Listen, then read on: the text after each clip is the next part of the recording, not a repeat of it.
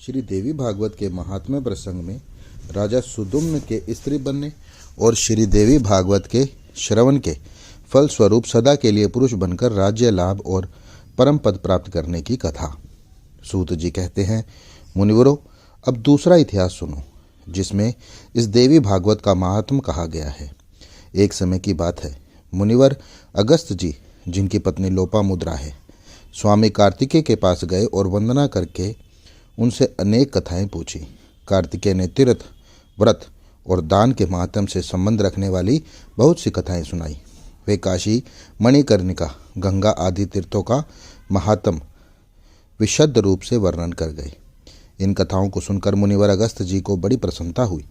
जगत के कल्याण के लिए परम तेजस्वी कार्तिकेय जी से उन्होंने फिर पूछा। अगस्त जी बोले, ताड़कासुर के संहार करने वाले भगवान, आप सर्वशक्ति संपन्न हैं। इस देवी भागवत का महात्म और उसके सुनने की विधि को भी बताने की कृपा कीजिए, जिसमें त्रिलोक जननी नित्य स्वरूपा भगवती दुर्गा के चरित्र गाए गए हैं। उस देवी भागवत नामक पुराण से बढ़कर कोई दूसरा पुराण नहीं है। स्वामी कार्तिकेय ने कहा, ब्राह्मण, श्रीमद् देवी भागवत के महात्मा को विस्तार से कौन कह सकता है, फिर भी मैं संक्षेप में कहता हूँ, सुनो। जो नित्य स्वरूपा है, सच्चित आनंदमय, जिनका श्री वग्रह है तथा भुक्ति मुक्ति देना जिनका स्वभाव ही है, वे भगवती जगत अंबिका देवी भागवत में स्वयं विराजमान रहती है। अतएव मुने इस देवी की वाणी मूर्ति कहते हैं। इसके पढ़ने से, सुनने से जगत में कोई भी पदार्थ दुर्लभ नहीं रह जाता। सुना है, विश्वान मनु के पुत्र श्राद्ध देव थे, उन्हें कोई संतान न थी। वशिष्ठ जी की सम्मति से उन्होंने पुत्रेष्टि यज्ञ किया। विश्वान मनु की स्त्री का नाम श्रद्धा था। श्रद्धा ने होता से प्रार्थना की, ब्राह्मण, आप ऐसा उपाय कीजिए कि मेरी गर्भ से कन्या उत्पन्न हो। तब होता मन ही मन कन्या उत्पन्न हो ये संकल्प करते हुए हवन करने लगे। इस विपरीत भावना के फलस्वरूप इला नाम की कन्या उत्पन्न हुई। राजा विश्वान कन्या को देखकर उदास हो गए। उन्होंने गुरुदेव से पूछा, यहाँ आपका संकल्प उल्टा फल देने वाला कैसे हो गया? राजा की बात सुनकर मुनिवर विशिष्ट ध्यानस्थ हो गए। उन्हें मालूम हो गया कि होता इस व्यलिक्रम के कारण है। तब इला को पुरुष बनाने के लिए मुनि ने भगवान श्री हरि की शरण ली। मुनि के तप एवं भगवान के अनुग्रह से वह इला सबके देखते ही देखते पुरुष में परिवर्तित हो गई। उस समय गुरुदेव ने संस्कार करके इलाका का नाम सुदुम्न रखा।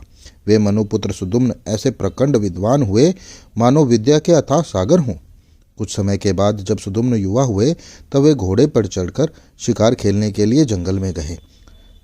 किसी समय की बात है, देवादिदेव भगवान शंकर अपनी प्राण प्रिय पार्वती के साथ प्रसन्नतापूर्वक विहार कर रहे थे। उसी समय उनके दर्शन की अभिलाषी कुछ मुनिगण वहां पधारे। मुनियों को देखकर पार्वती जी लज्जित हो गई। संयमशील मुनियों ने देखा भगवान शंकर और पार्वती जी हास विलास कर रहे हैं। तब वे तुरंत लौटकर बैकुंठ को चले गए।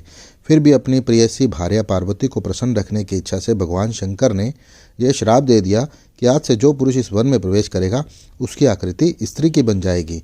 उसी समय पुरुष उस स्थान पर नहीं जाते। सुदुम्न वहां सहसा चले गए और जाते ही उनकी आकृति स्त्री की हो गई। साथ के सब लोग भी स्त्री बन गए। जो घोड़ा था वह घोड़ी के रूप में परिवर्तित हो गया। यह देखकर उस सुंदरी स्त्री को बड़ा आश्चर्य हुआ। अब वह वन में इधर उधर घूमने लगी।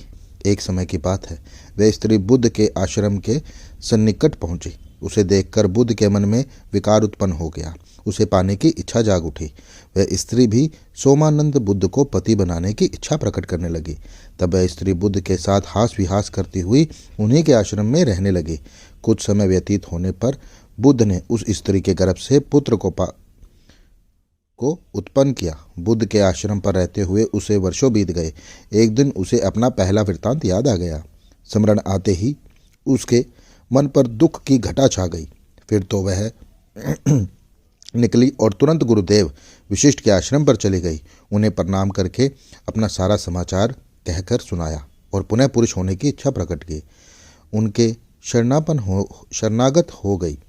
सब बातें विदित हो जाने पर विशिष्ट जी कैलाश पर गए। उन्होंने भगवान शंकर जी की भली भांति पूजा की और उत्तम भक्ति के साथ वे उनकी आराधना में लग गए। वशिष्ठ जी ने कहा, भगवान, आप कल्याण स्वरूप मंगलकर्ता और जटा धारण करने वाले हैं। पार्वती जी की आपकी अर्धांगिनी है। चंद्रमा आपके ललाट की शोभा बढ़ाते रहते हैं।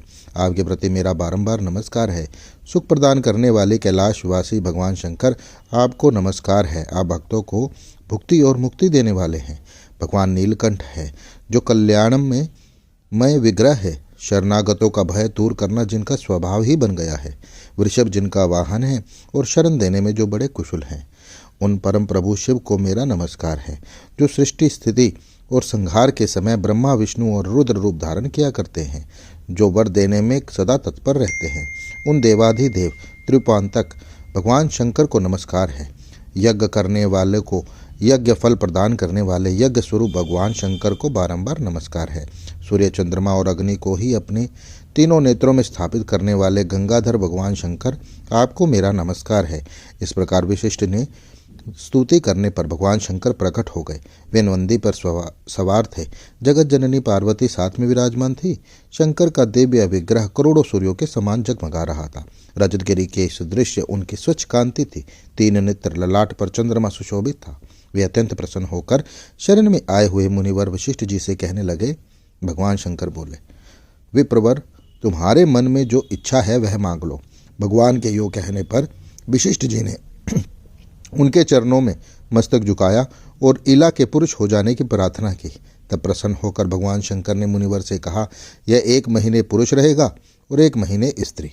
यो शंकर जी से वर पा लेने पर वशिष्ठ जी ने जगत जननी भगवती जी को प्रणाम किया। वे देवी वर देने में सदा उत्सुक रहती है। करोड़ों चंद्रमा के समान उनकी सुंदर कांति है। उनका मुखमंडल मुस्कान से भरा रहता है।